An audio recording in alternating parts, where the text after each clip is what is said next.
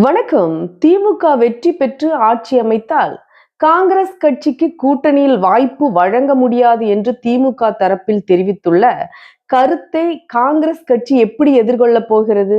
நல்ல கேள்வி பிரதர். இந்த விவகாரத்தை காங்கிரஸ் கட்சி அரசியல் ரீதியாகவும் கூட்டணி நெறிமுறைகளின் அடிப்படையிலும் எதிர்கொள்ளும் வாய்ப்பே அதிகம்.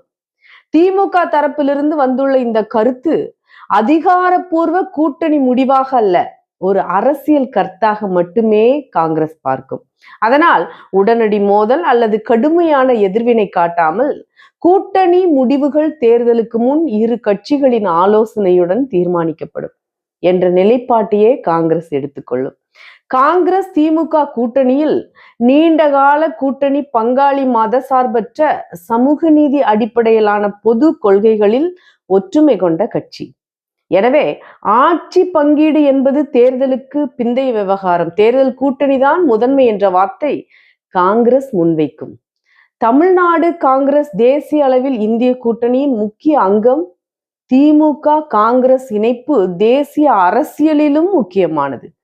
காங்கிரஸ் திமுக மீது மட்டுமே முழு சார்பு வைக்காமல் தனித்த அடையாள அரசியல் அடிப்படை அமைப்புகளை வலுப்படுத்தும் முயற்சியும் தொடரும். நன்றி.